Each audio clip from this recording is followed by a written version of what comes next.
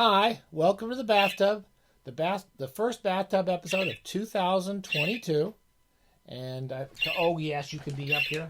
Come here, come say wish everybody happy New Year. Come on. Oh, don't make me chase you now. You want to get in it, and I have to chase you.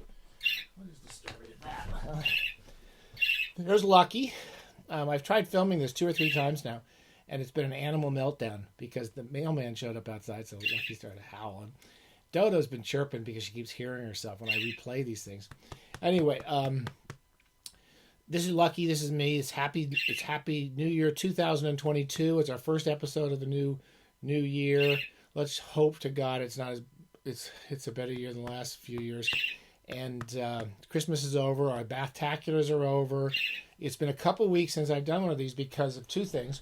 One, my old desktop, my old Mac desktop, which was really taught me to hate Apple. I have to say it was a terrible machine. It never worked, and it finally melted down. So I got rid of it. I had to get a laptop, and I got this laptop, which we're learning how to use to make our videos on. I hope the lighting is okay.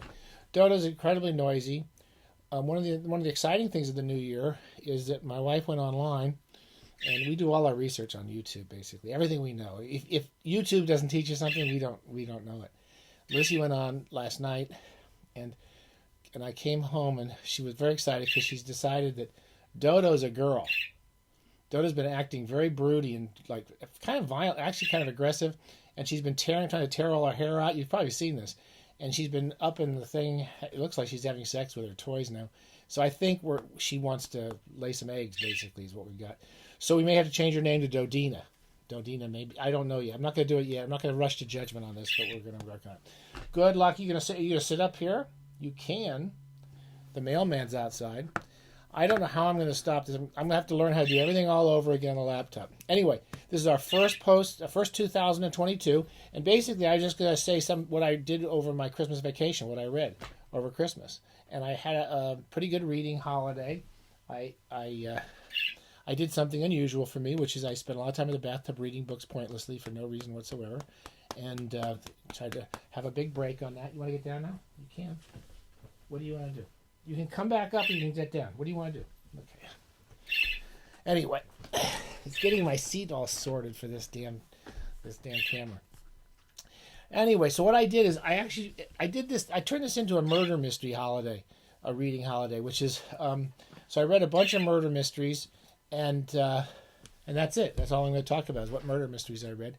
One of the things I was noticing when I read them is that murder mysteries and horror fiction seem to be really good at Christmas. This is our first Manhattan of 2022. Congratulations to everyone who has a Manhattan with them right now. The murder mystery, which I don't know as usual. I don't know really anything about it. I just read them and just witter on about them. But the one thing that's cool about murder mysteries is they're perfect for bath time because they're completely useless. Of all fiction, murder mysteries have got to be the most useless type of fiction. I mean, like if you read a science fiction novel, you might learn something about gravity or something. And if you read a literary fiction novel about Russia in the 1850s, you might learn a little bit about what Russia was like in the 1850s. But murder mysteries, they're just completely artificial. They're always like some sort of fake super detective, and then there's somebody gets murdered for some arbitrary reason. And then the whole purpose of reading the book is really kind of listen to people chatter and all the kind of funniness about the characters and then solve this contrived mystery, which is completely contrived and completely phony. And the whole investigation is completely phony. And you can sort of understand why people who love fiction, most people who love fiction like mysteries. They're just really cool. So anyway, I read a lot of kind of mysteries I haven't read. Lucky, are you being good? Oh, good dog. She's got a little infection on her feet, so I can't leave her alone for long. I read for the first time Michael Innes. Now, Michael Innes, as you know, I never check anything very carefully, is actually... Oh, it's right here. His real name, I think, was J.I.M. Stewart. And I want to say he was an Oxford Don. That's all I got. That's all I remember. And I've always heard good things about him. Appleby is his detective is Inspector Appleby. And he wrote a lot of these books in the 50s and 60s and 70s. And he was fairly popular at the time. I don't think anyone knows him anymore. But I picked up a bunch of these cool old Berkeley paperbacks at a thrift shop recently, and they're just beautiful, aren't they? Beautiful old books. And I decided, I always heard he was kind of good, and I read this one called The CRABTREE Affair. And it's kind of a type of, drawing room. Well, it's not a drawing room, but it's like a little local area. No, most of these murder mysteries take place in some sort of little middle-class village, like out in the home counties. They're kind of they're a mix of kind of aristocratic mansions and kind of these old bourgeois families, and then local tradespeople. It's a kind of picture of England, which you'll still find in bits of England. But there are many of them were actually. Well, I won't go on about politics, but anyway, they're kind of these little Agatha Christie type little closed environments. And anyway, I enjoyed this. It was kind of fun. It was Crabtree is like an inspector in London, I guess. I haven't really read any of his other books. And he's out on a holiday with his wife in the home county somewhere. Where the hell was it? I forget now. I want to say Somerset, but that's probably wrong. And his wife is from a kind of well-off family who knows all the people in the area. And basically, you go into the little village, you get to know all the local people, and then someone gets murdered. And in this case, it was some old guy coming back from Australia, and you get to know about the families and the old histories of the families, and you meet all the different people. It was cool. I enjoyed it. I don't remember who the murderer was. Oh, I do remember who the murderer was. I won't tell you.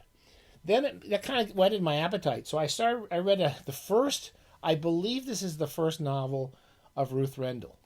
Ruth Rendell is a famous British crime and murder mystery writer who wrote in the 60s, 70s, 80s. She was still writing well into the 2000s. I think she didn't die that long ago.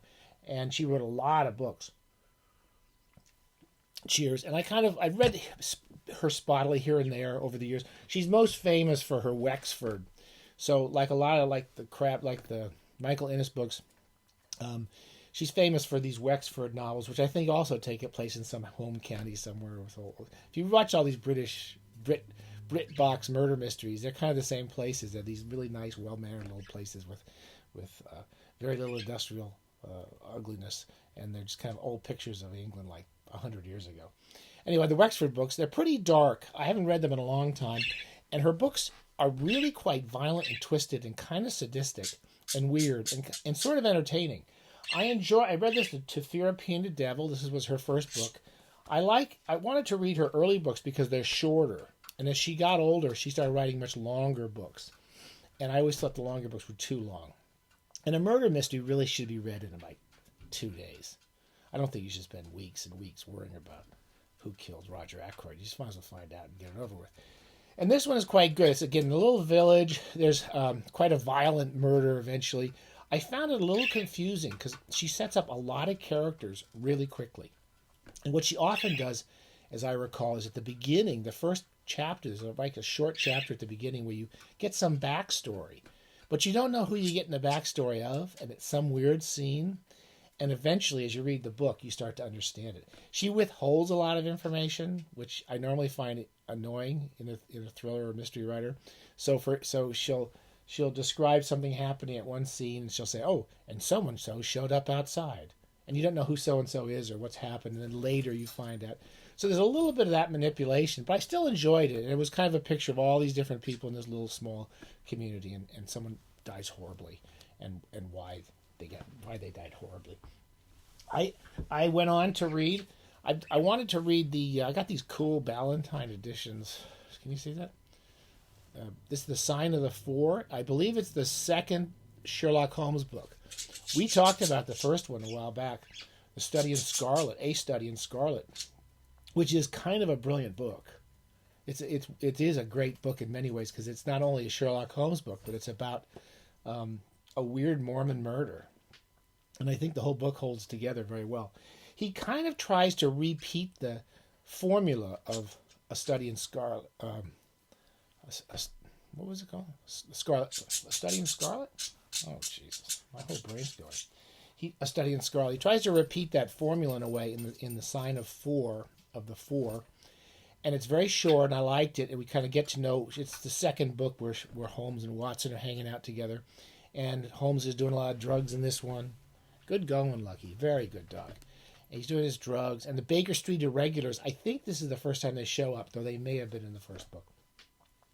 And it's basically they're looking for some old English soldiers who came back from, I think, India with a super treasure chest or something like that, and they're all dying off.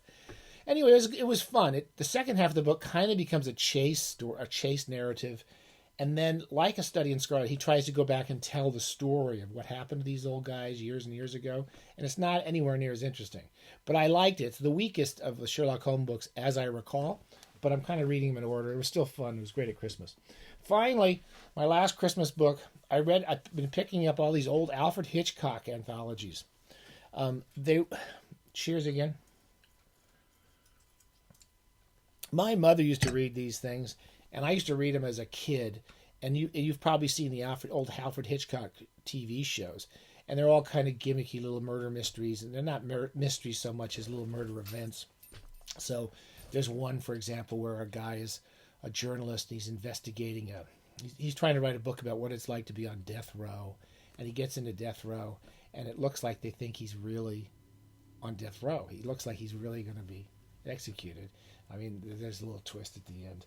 What else? There's a lot of really good stories. But there's the first August Derleth story I ever read, which is a Solar Ponds story. Solar Ponds was a pastiche on Sherlock Holmes, and I've got a whole pile of them. Derleth wrote a whole bunch of these books, which were basically just pastiches of Sherlock Holmes. And this was called The Amateur Philologist, and it was fun. I enjoyed it. He really, Derleth clearly could write really good, snappy, quick stuff. There's a lot of odd stories in here. All these are regular people. I mean, these are people who showed up in a lot of the Alfred Hitchcock anthologies. Donald Honig, Talmadge Powell, Richard O. Lewis, Hal Elson, not to be confused with Harlan Ellison, but Hal Elson. And they're kind of fun little stories. They're a little surprising, a little bit unusual, and you can read most of them in about 20 minutes. There's one long novella in it, as in most of the volumes. Anyway, I picked up a bunch of these, and it's called Coffin Corner, and there's old Alfred Hitchcock on the cover. Okay. All right, that was my Christmas murder readings over the holidays. I'm gonna try a couple of these because I'm way behind on. I know that the whole world is awaiting more bathtubs, so I got to put a few more of these together. Okay, happy bathing, happy 2022, and we'll see you soon, and we'll find out what the suspense is, whether Dodo is a boy or a girl. I think Dodo's a girl. Okay, bye.